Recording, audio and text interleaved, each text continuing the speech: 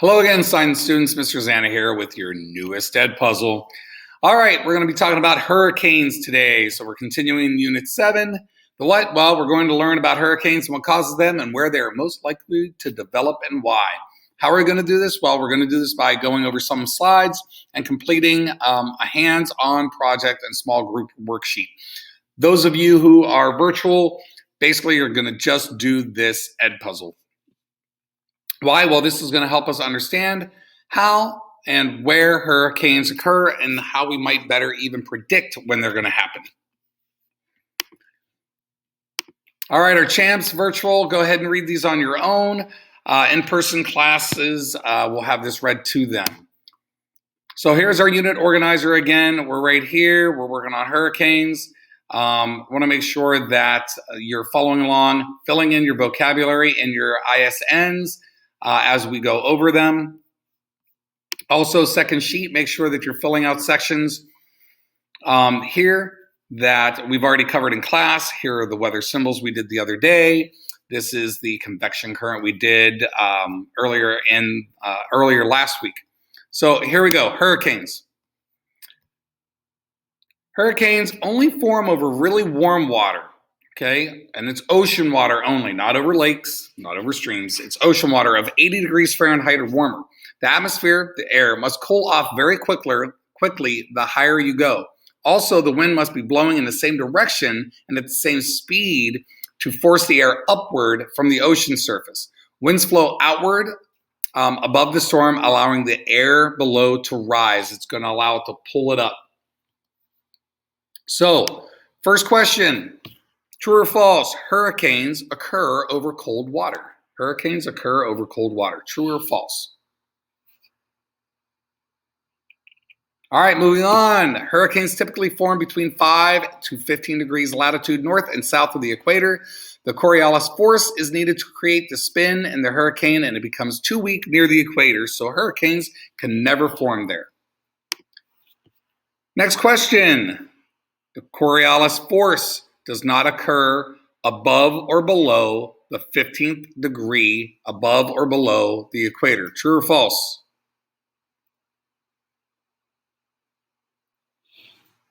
All right, moving on. Here's an example of what does a hurricane need. So warm ocean water, more than 80 degrees Fahrenheit, provides energy for the hurricane and causes more evaporation, making humid air in the clouds. So you'll see the winds are coming together to force the air upwards. So what happens is the winds then up in the cloud level, up in the atmosphere, flow outward above the storm, allowing the air below to continue coming up. So think of it like a chimney.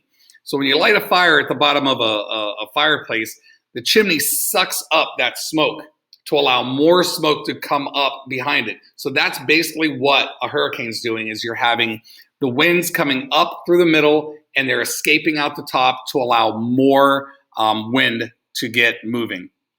So our next question, what temperature does the water need to be minimum in order for a hurricane to develop? All right, here we go. The Coriolis effect. It is a force that deflects moving objects to one side because of the Earth's rotation. The object is still going straight, but the Earth moves underneath it, making it look like it's moving to one side. In the northern hemisphere, the Coriolis force deflects objects to the right, so that's our part of the hemisphere. So, the Coriolis effect. Coriolis effect. Here's a question for you. Does it deflect or does it rotate wind? Does it deflect or rotate wind? Here it is again. All right, continuing with the Coriolis effect.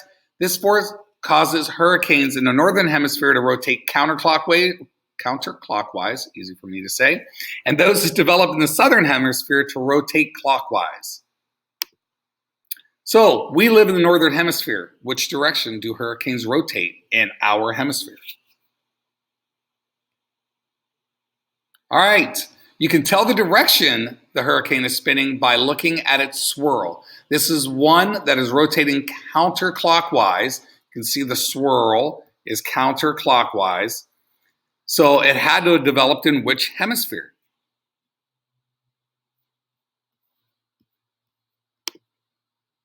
All right, weather hurricanes can be up to 600 miles across, and the center is called the eye. It's the calmest part of the storm. Before we knew too much about hurricanes, many people were injured because they came out as they thought the storm was over and they just were in the eye. And what happened was the second portion of the hurricane came through, and unfortunately, they were no longer being in shelter, and so they got hurt. So, how far across, how big can a hurricane be?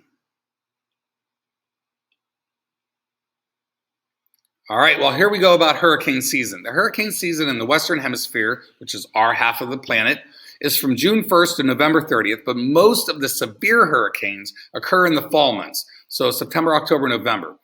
When naming hurricanes, well, at first was only women who had hurricanes named after them, but after many years, men's and women's names are now named to the hurricanes, and they're done alphabetically.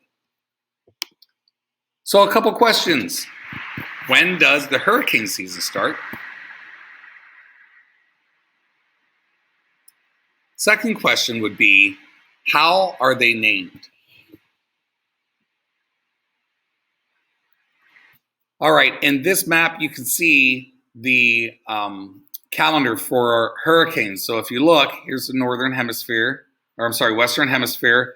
Here's us in the Northern Hemisphere, and you can see August through October here, and June and October here. So, like I said, in the Western Hemisphere, we are June through November. This will go to the end of November.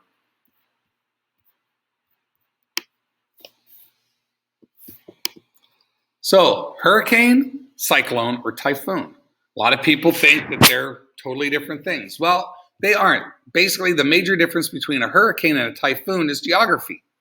Hurricanes are tropical storms that form over the North Atlantic Ocean, and the Northeast Pacific cyclones are formed over the South Pacific and Indian Oceans. Typhoons are then formed over the Northwest Pacific Ocean. So they're basically the same weather anomalies. They just happen in different parts of the world.